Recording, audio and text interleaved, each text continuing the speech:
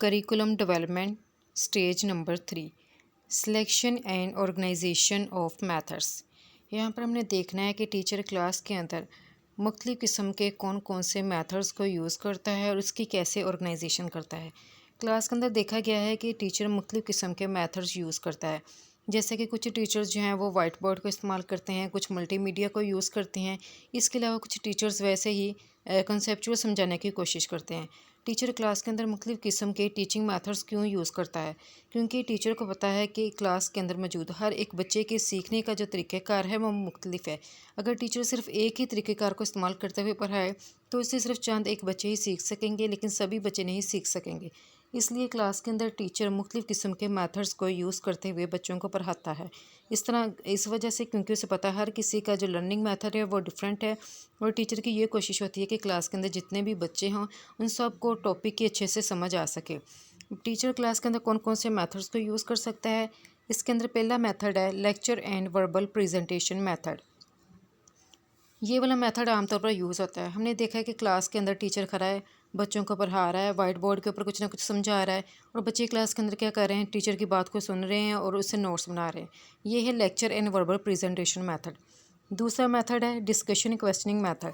Discussion questioning method के अंदर teacher बच्चों को एक टॉपिक समझाता है और फिर बच्चों को इजाज़त देता है कि आप लोग डिस्कशन करें, आप लोग मेरे से क्वेश्चंस वगैरह पूछें, ताकि आपका जो टॉपिक है वो फर्दर क्लियर हो सके। थर्ड है यहाँ पर practice and drill method. Practice का क्या मतलब होता है? प्रैक्टिस का मतलब है कि किसी भी आइडिया को यूज़ करें और आप लोग उससे जो है एक्सपर्टीज़ गेन करें। और ड्रिल का क्या मतलब है कि किसी चीज़ को इतना ज़्यादा रिपीट किया जाए कि आप लोग जो है उस चीज़ को सीख सकें।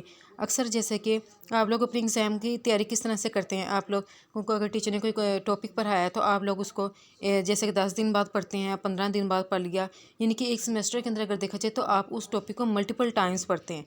इसे कहते हैं ड्रिल मेथड। एक टॉपिक को इतना ज़्यादा पढ़ा जाता है कि वो आपको रट्टा लग जाता है सही से। और प्रैक्टिस का मतलब क्या है कि अपने आइडियाज़ को इतना ज़्यादा इस्तेमाल किया जाता है कि आपको जो एक्सपर्टीज़ है वो गेन हो जाती है। प्रैक्टिस एंड ड्रिल मेथड का क्या फ़ायदा है कि इससे इंसान न्यू स्किल्स को सीख सकता है। जैसे कि कुछ लोग होते हैं, उनको फ़ॉरेन लैंग्वेज में बहुत इंटरेस्ट होता है और वो इसको सीखना चाहते हैं। इस तरह बार बार वो उस लैंग्वेज की जब प्रैक्टिस करते हैं तो फिर ही उसकी जो स्किल होती है उसको अटेन किया जा सकता है।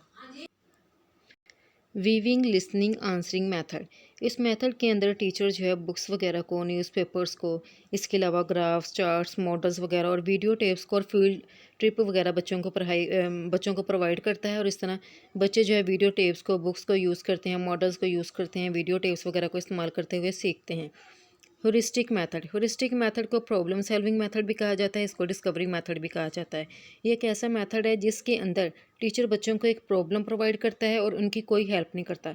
बच्चों को कहता है कि मैंने ये आपको एक प्रॉब्लम दे दी है और आप लोगों ने इस प्रॉब्लम को सॉल्व करके लेकर आना है, इसलिए इसको प्रॉब्लम सॉल्विंग मेथड कहा जाता है। इसको डिस्कवरी मेथड इसलिए कहा जाता है क्योंकि यहाँ पर टीचर बच्चों की कोई हेल्प नहीं करता, बल्कि बच्चों को इजाज़त देता है कि वो खुद ही से ही उस सवाल को जो जवाब है उसको आप लोग तलाश करें, उसको आप लोग डिस्कवर करें। इसलिए यहाँ पर बच्चा नॉलेज को खुद ही डिस्कवर करता है, बजाय ये कि वो उस नॉलेज को पहले से कोई रट्टा वगैरह लगाए।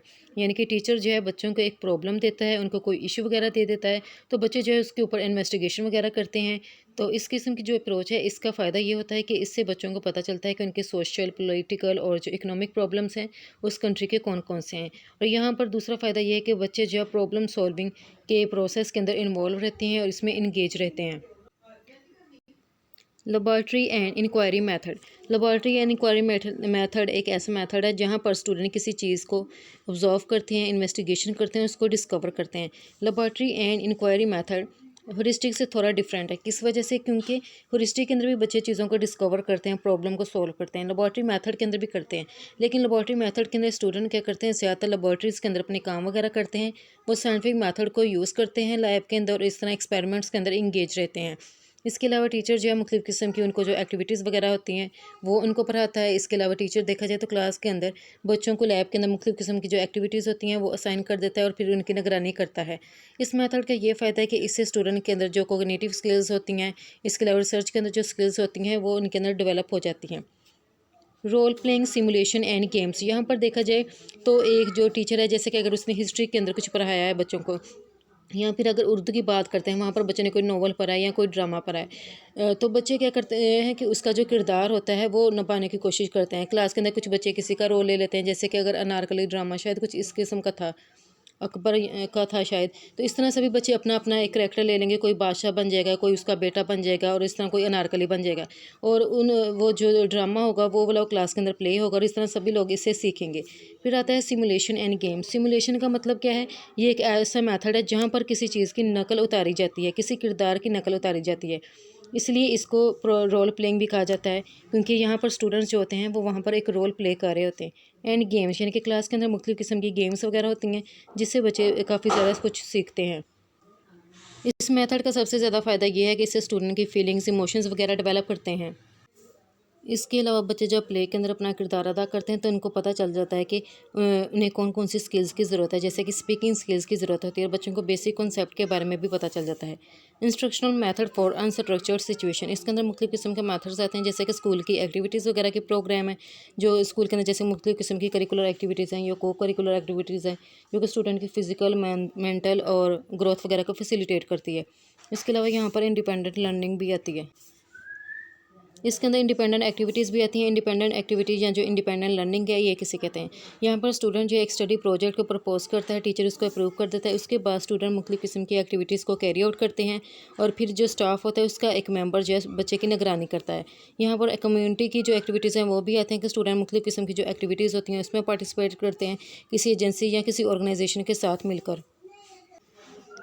इस तरह कुछ स्टूडेंट्स वगैरह जो एजेंसीज़ के अंदर या ऑर्गेनाइजेशन के साथ मिलकर काम करते हैं, तो उनको मुख्तलिफ़ किस्म की जो मेंबरशिप्स होती हैं वहाँ पर वो भी मिल जाती है। इसका सबसे ज़्यादा फ़ायदा ये होता है कि स्टूडेंट की जो करियर चॉइसेस हैं उसके लिए हेल्पफुल होता है, और ये कम्युनिटी के प्रॉब्लम्स को भी सॉल्व करता है।